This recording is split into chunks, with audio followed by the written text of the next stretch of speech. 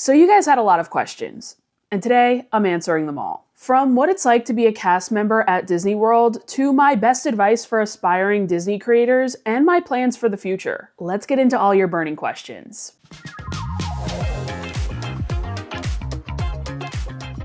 We're going to start off with the early years, and first up we have a question from Gilly Lou who says, where are you from and how did you develop your passion for the theme parks/food? So I'm actually from New Jersey, a town in central Jersey called Colonia, New Jersey, and I grew up just like a lot of other Disney adults coming to Disney World on vacation every single year, actually during Jersey Week. My mom was a teacher and me and my siblings didn't have any sports during the fall time, so we just happened to come during Jersey Week every single year for the most part. So I guess my love for Disney came from those family vacations, and it came passed down from my mom, who also loved Disney. My dad was never really into it, but my mom was always a big Disney fan. As the years went on, I got increasingly more interested in the food that we were eating in the restaurants we were going to be eating at on our vacations here. There was a Facebook group, I'm actually not sure if it's still around, I believe it was called Disney Foodies, and everyone would kind of share the food that they were eating in the parks and the restaurants they were eating at,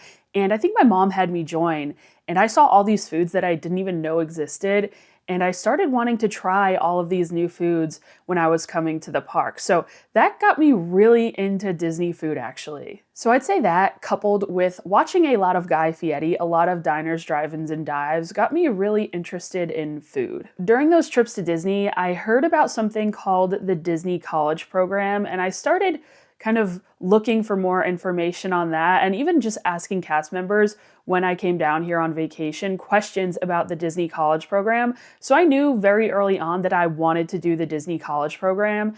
And then in 2018, I actually graduated from college a semester early, so I could come down here and participate in the Disney College Program, which we'll get into a little bit more of later on. I was here for all of 2018 doing the Disney College Program, and then after a full year, my time was up and I moved back home. I was home for 5 months in New Jersey, just absolutely miserable, I must admit.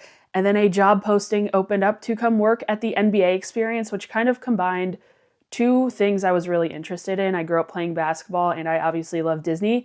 So I moved back down here full time, and I have been down here, living here full time ever since about 2019. So next up, we'll get into this question from B. Mullen, who says, what is it that you miss most about not living in Jersey anymore? And honestly, that answer is very few things. I obviously miss my family a lot. My aunts, uncles, cousins, my grandma are all in New Jersey. My sisters live in New York and New Jersey, but they come down here often enough. And then my parents recently got a house down here as well in Florida, so I see them all the time. But outside of missing my family and the food in New Jersey that I love, the pizza, obviously the bagels. Bagels are like one of my favorite foods, so is pizza. So I miss all of the food in New Jersey, all the great food, the cheesesteaks, all that stuff. It's really just food and family. So if anyone is considering moving to Florida or the Orlando area, I always get a lot of questions about that. Highly recommend. I have absolutely zero regrets. I love living here. There are so many cool things to do, even outside of theme parks. There's so many cool things to see. I feel like it's very easy to make friends, and obviously the weather is a very great bonus as well. Moving ahead to the cast member life, because truth is that was a big part of my life for a very long time. And we have a question from Boxcar Maggie who says, what were your roles as a cast member? So as I mentioned previously, I did the Disney College Program back in 2018, and my roles for the college program were a lifeguard at Art of Animation, which was really not ideal. I've talked about this before. I was not a fan of the role at all. It was pretty brutal work. Very hot out there. They kept a very close eye on you, as they should. It's a very safety critical role, of course, but it was a very stressful job. And then I extended my Disney College Program and I worked attractions at Living with the Land, which I absolutely loved. So I did those two jobs during my Disney College Program. And then when I came back, I mentioned I worked at the NBA Experience. I was an NBA Experience guide. So I helped with all of the different attractions and activities inside the NBA Experience, which is very cool to be able to say I did, because we only had one group of cast members, I was on the opening and closing team of the NBA experience, which is really cool to be able to say. That's such like a distant part in Disney history these days. So it's cool to be able to say I was a part of it. In 2020, I was unfortunately laid off from my role at the NBA experience. Unfortunately, we were a non-union role, so we didn't have the opportunity to just transfer into another role within the company. We were just let go, which was obviously very disappointing. I moved down here to work for Disney, and I thought that was like the dream. It was super disappointing when I got laid off and everything, but it definitely ended up being for the better in the long run. After a few months, I started working at the Disney golf courses, actually. That's a third-party role. And I did that just to be able to get access to the parks again, because I started making videos a little bit and I wasn't able to go to the parks once I lost my cast member admission. They weren't selling annual passes, so I needed a way to get back into the parks. So I worked third-party at the Disney golf courses, which was definitely an interesting experience. And I worked there up until they opened applications to work as an official Disney cast member again, where I got the role of Magic Kingdom attractions, which landed me in park operations. So directing the crowds for the fireworks, for the parades. I eventually became a trainer, a coordinator, and I also worked on the trains, the Magic Kingdom trains. That was definitely a time, and I was there for quite a while as well. So I've done a couple of different things within the company, a couple of different roles. My favorite definitely being attractions over at Living with the Land. That was hands down my favorite role within the company. Back to the Disney College program, M's Eatables asks biggest pros and cons of the DCP, the DCP being the Disney College program. Let's start with the pros. And I'd say the biggest pro for me was getting to meet people from all over the world. I have friends now from everywhere in the US, from so many different places in different countries. I actually just met up with one of my friends from my Disney College program who I haven't seen in 7 years. She's from Australia. She was visiting New York, so I went up to meet with her. And you really make such great friends from all different countries, states. It's really cool getting to meet so many different people that you usually wouldn't be able to meet if you just like stayed home and didn't do the Disney College program. That is by far the biggest pro to me, as well as just being able to kind of get your foot in the door and be able to go to the Disney parks and have so much fun. Like my Disney College program was legitimately one of the best years of my life. Like I had so much fun just hanging out with my friends, going to the parks with them, going out afterwards. And even though I did not love my first role in the company in lifeguarding, it was still definitely worth it because I met some amazing people during my Disney College program, which leads me to the cons. The hours are long. Your hours could be quite crazy. We would work sometimes 14-hour days out in the sun. And as a college program participant, you don't really have any seniority, so the chance of you getting force extended, and they just extend your shift by a while, so you're there all day and all night. The hours are crazy. Obviously, the pay is not great, but I definitely think all of the pros outweigh the cons by a ton. So if you're considering doing the Disney College program, 10 out of 10 would recommend. And Zach Spiegel says, starting my DCP in January, best advice you could give me. I think that just goes back to trying to meet and talk to as many people as possible and always saying yes to do things. Like your Disney College program time is very limited. You're here for sometimes just a couple of months. So I know you may be tired from work and working all those really long hours, but say yes to things. When your friends ask you to do something, even if you're really tired, you're here for a limited time, so say yes. Go out to the parks after work. Go out to do fun things around Orlando in the state of Florida. Just really live up your experience to the fullest and meet as many people as possible. I guess that's the best advice I could give. Brianna B asks, how did you decide to leave Disney to do YouTube full-time? That was definitely not an easy decision. I left my role at Disney pretty much in the beginning of 2024, and up until that, I wasn't really working much because I was so focused on making YouTube videos that I honestly just didn't have time. But before I decided to leave, I was working a ton of shifts in a short amount of time to make time to be able to make videos. So when the train kind of first reopened, that's when I was really starting to see some success in YouTube. And I was working 3 days a week, and I would get there at about 6 a.m. and I wouldn't leave until after 8 o'clock. I would work over 12-hour days 3 times a week, Monday, Tuesday, and Wednesday. So I would have the rest of the week to make YouTube videos and to chase my passion, what I wanted to do. So I really was cramming a lot of work in there to be able to kind of do this.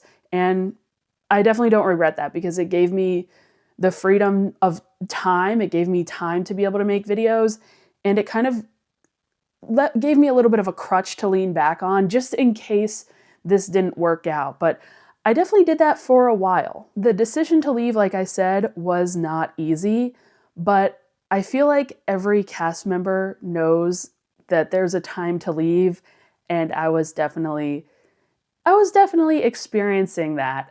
I said to my friend one day when she was asking me when I was going to leave, I threw a number out there and I was like, when I could hit this number amount per month, if I could make this amount of money per month consistently, I think that's time.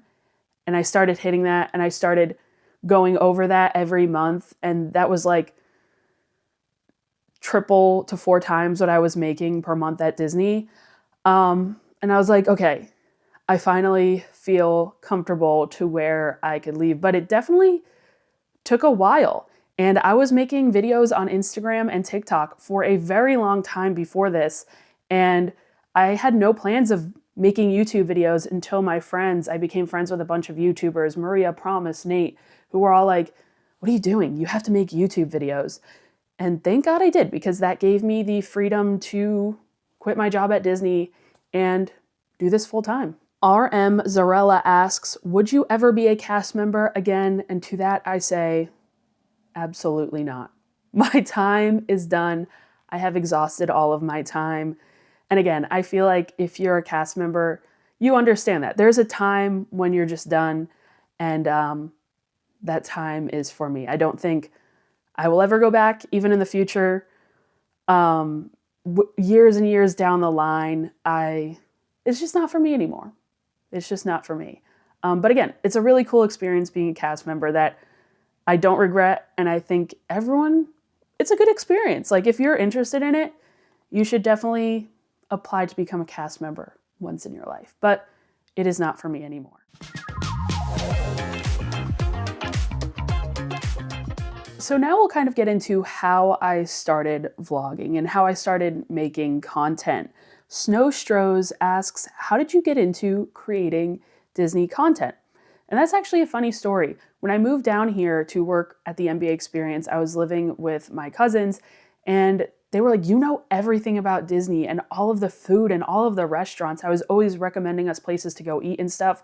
And she's like, why don't you have an Instagram page and just post pictures of food?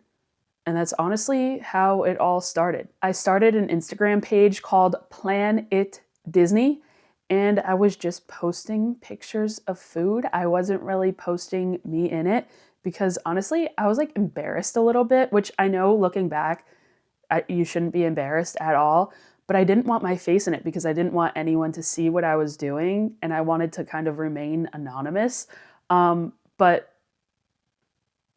I don't know why I thought that, but that's just what I started doing, just posting random photos of food and stuff, and they didn't go anywhere. It was very unsuccessful.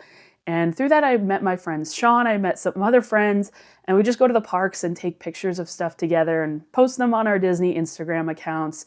And that's kind of how it started. But as I was posting all of those photos, I was applying for jobs in social media with Disney anywhere in Orlando, and no one was hiring me. I was not getting hired.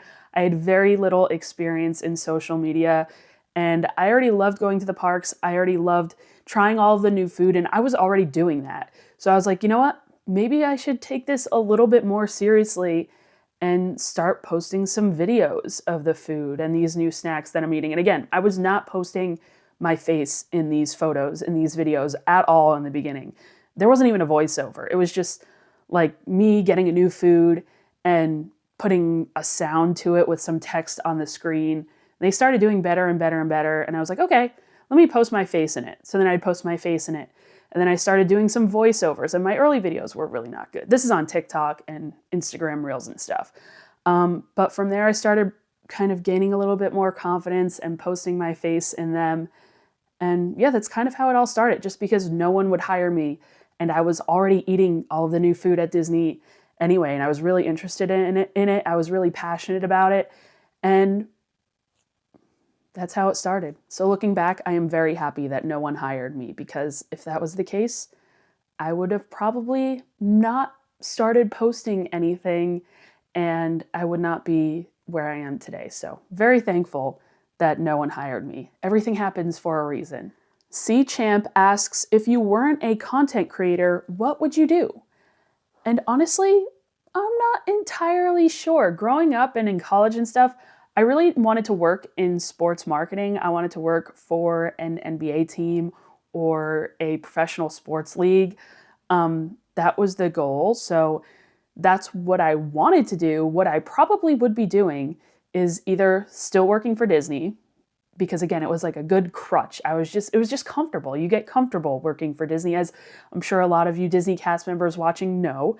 Or I would have probably tried to start my own like social media agency where I would be making videos for either travel agencies or local restaurants or different businesses, making their videos for them. So I think realistically, that is what I would be doing if I was not making content full time. But Nicole X says, learning content creation, were you always tech savvy? Your videos look really good. First of all, thank you. I appreciate that. And the answer is absolutely not. I learned all this on the go. I taught myself everything. I was actually so bad at taking like photos and videos and stuff. In the beginning, I was good at taking photos of food. I was always very good at that. But taking photos and videos of other things, I was just really not good at it. And with time, I got a lot better. I also had no idea how to edit anything, especially on YouTube. I was so lost. My brother Ryan actually taught me everything I know when it comes to that. He first taught me how to use iMovie, and that just crashed on my laptop completely one day. So I called him up and I was like, help me, my iMovie crashed. And he's like, come over. So I go over, and within an hour, he taught me how to use Adobe Premiere Pro. And to this day, that's what I use. But really, Ryan is to thank for everything I know about editing and content creation and YouTube and all this editing stuff. I really did not know what I was doing, even just like filming things. Like I've just learned a lot by watching him and stuff. But he has taught me a lot. I didn't know how to do any of this. I had no background in filming or content creation or editing, any of that stuff. But yeah, I taught myself some, and then Ryan taught me a lot as well. I don't know how to say this name, but they ask, how long does it take you to decide on a topic, shoot, produce, and release a video? And I feel like that answer is loaded, but it definitely takes a lot longer than anyone would think. I think a lot of times people think that YouTubers can just show up to a park and just start the camera and just, bam, you got a video. And that is definitely not the case, for me at least. I have to go to bed with an idea in my head for a video and everything written out and my like timeline laid out in order for me to get up that next day and film a video.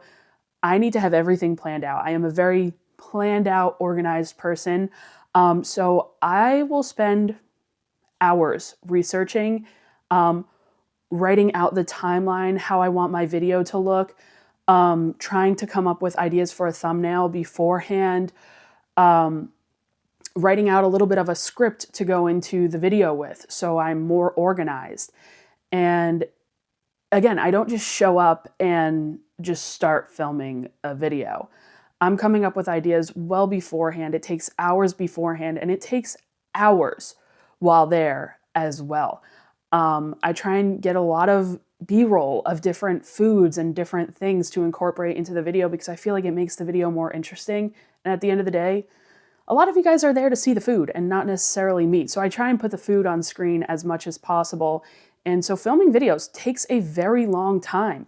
If I am in the parks filming the new food in Magic Kingdom, that could take me anywhere from 6 to 8 hours.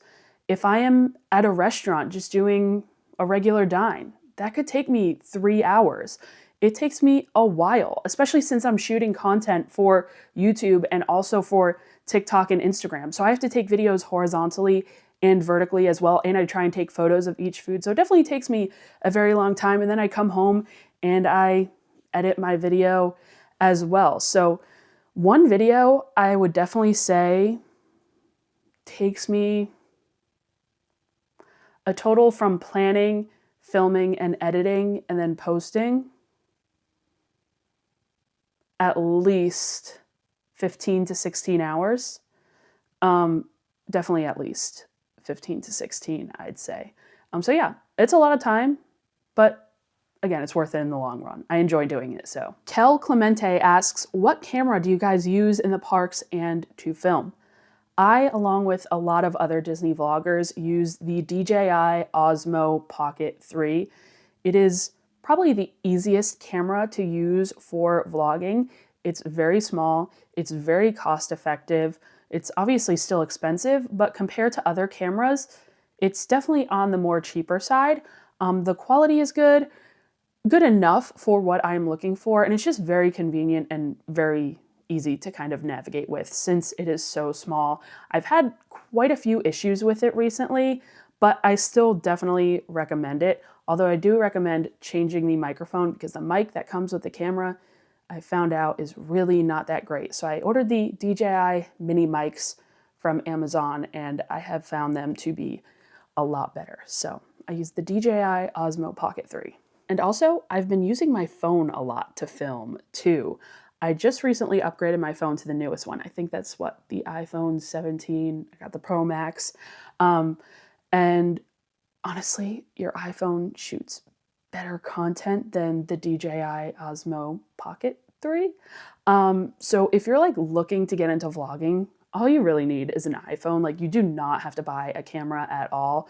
But I do use the DJI Osmo Pocket 3 and sometimes my iPhone. Becca Watkins says, got a vlogging camera for Christmas. Any tips for a new vlogger? Find something that is different. Do something different than a lot of other people are doing. And while it should be something different and unique, make sure it's something that you're passionate about, because if you're not passionate about it, that's going to translate to the audience. So do something different that you're passionate about. Make a separate account for your shorts and your long form content. And honestly, just start by having fun.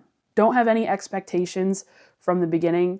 As long as you're having fun making videos, that's all that really matters. Jay Guggs asks, do you ever get tired of Walt Disney World food? After a few days, we cook in our DVC rooms because we are tired. I'm only in the parks 2 to 3 times a week. 3 is like pushing it, but it's usually 2. So I am only eating Disney World food twice a week.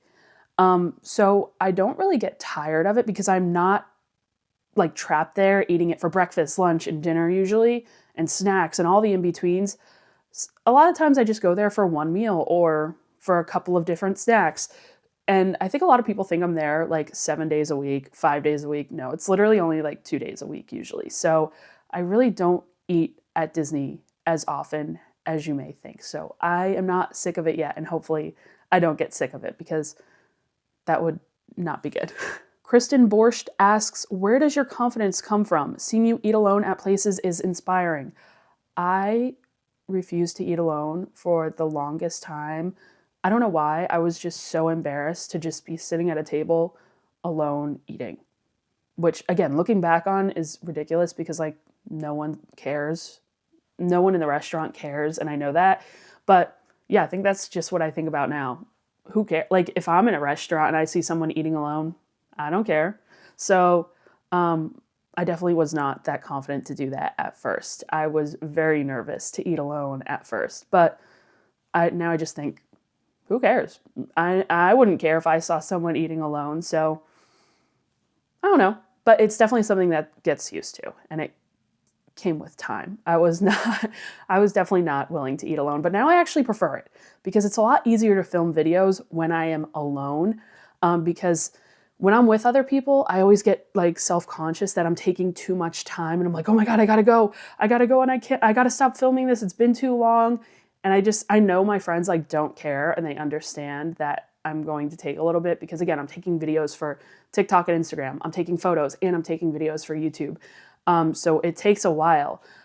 So I prefer to go alone just so I don't have that in the back of my mind, even though I know my friends do not care. So yeah, I prefer to eat alone these days. Now we're just going to get into some random questions, and we have DeMarco who asks, if you could open any new restaurant in Walt Disney World, what's your pick? Any chain or your own idea? Easy. Jolly Holiday. Magic Kingdom desperately needs a Jolly Holiday bakery, pastry, sandwich, soup, salad kind of area in the park. The food is lacking so much, and I think something like the Jolly Holiday would be perfect. So just bringing something over from Disneyland that I love over to Disney World, specifically in the Magic Kingdom, that would be my pick. Trish NY asks, what do you do when you're not doing influencer stuff? And like I said, I spend a lot of time working. But when I am not working, I watch a lot of reality TV, specifically anything on Bravo. I'm currently just getting into Southern Charm. Somehow I've never watched it before. And I started from season 1. I'm now almost done with season 2, but I'm starting Southern Charm. Yeah, I watch a lot of reality TV. I love going out to eat and trying new restaurants with my friends. But yeah, that's really it. I like this one a lot. You have 5 minutes to talk to the head of food service for Walt Disney World. What do you say to them? I think I would just ask the age-old question, why is Disneyland food so much better than Disney World food? And I know the answer is always because they have so many locals there, they need to keep them coming back, and Disney World is just a bunch of visitors that aren't really there for the food. I still think we can make the food good, and I would love to see different snacks that aren't a bunch of sweet treats. So that's what I would get into for sure. You can only pick one ticketed park event, Mickey's Very Merry Christmas Party, HHN, etc. Which would you choose and why? This might come as a very big surprise, but I would choose Halloween Horror Nights. I know I don't usually cover it on the channel. I have before and I've posted some TikToks and stuff, but I love Halloween Horror Nights, and I'm not into the whole like lore of everything and into the whole background of all the houses. I really haven't seen any of the movies that the houses are about, but I love Halloween Horror Nights. I love having somewhere to go until 2 a.m. like every single night of the fall and just hanging out with friends, going through a couple houses, grabbing some food. I went, what is my pass? I think my pass, I get the frequent fear pass. It's usually good for like 3 days a week. I went 3 days every single week. What is it? Wednesday, Thursday, and Sunday. I went every Wednesday, Thursday, and Sunday this past season. Me and my friends have so much fun going, and I love just like meeting up with everyone there. And like I said, just going through a couple houses, but really just like hanging out with friends and just having somewhere to go until 2 a.m. every single night. And not to mention, I think the event is so well done. I love it. So it might come as a surprise, but I'm picking HHN. What is the one Disney thing, parks, movies, pin trading, cosplay, etc., you are not into? I'm really not into many of those things. I love the Disney parks, but I'm not a big movie person. I've seen all of them, a lot of them when I was a child, like the Disney movies, so I don't remember a lot of them. I'm a big Disney parks fan. I'm not into collecting pins, luckily. I'm very happy about that. I'm not into lounge flies. I'm not into collecting popcorn buckets or any of that stuff, which I am very thankful for because I save myself a lot of money by not collecting anything. I've started collecting like some old Disney menus and Disney restaurant menus, but I'm not like super into it. And like I said, I'm very happy I'm not into that big collectory stuff, but props to everyone who is. Kitra is asking me, so why don't you like mayo? LOL JK. I answer this question once a year in this Q&A video that I do yearly, and the answer is because I got food poisoning from eating a mayo-based sauce from Taco Bell when I was a kid. I'm very sorry. I know people get very mad at me for not liking mayo, but it is literally the one food I don't like. I will try anything once. I'm willing to try anything, but I just can't do mayo. And I'm sure everyone has at least one food that they really just don't enjoy and won't eat. And mayo is that one food for me. I've been scarred from the food poisoning I got years and years ago. So I apologize, but no mayo.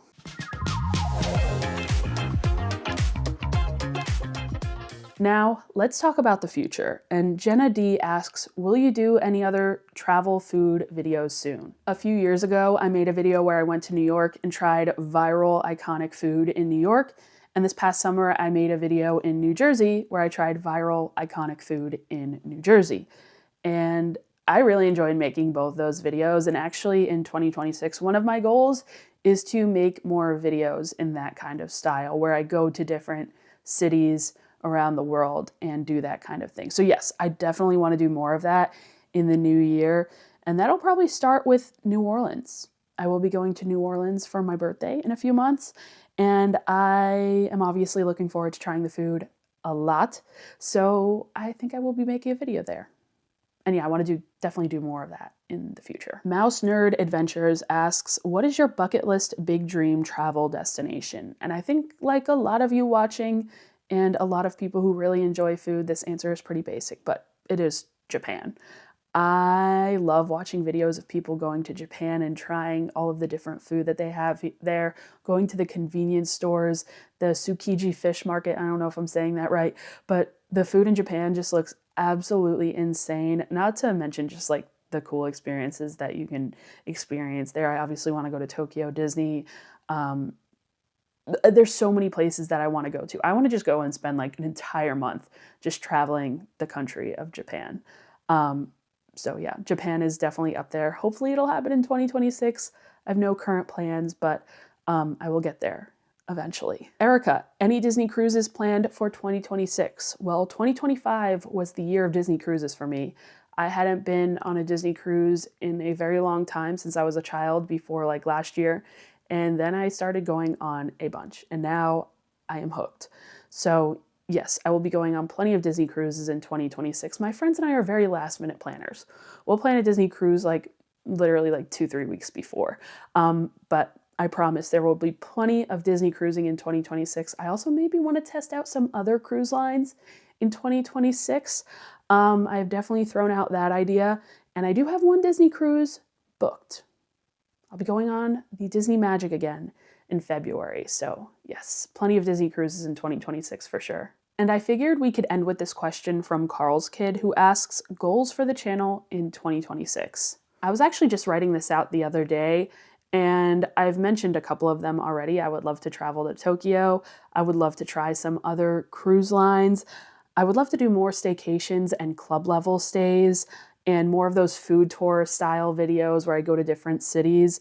And I also want to try more like food challenge style videos. So those are really my goals for 2026. Let me know what you guys want to see from me in 2026, whether it's a specific video, a specific experience you want me to cover, a specific restaurant you want me to cover. Leave me a comment letting me know down below. But thank you guys for checking out this video. Hopefully you learned a little bit more about me, and hopefully you'll stick around for 2026 because I have so many fun things planned. But I will see you guys later. Thanks for watching, guys. Bye.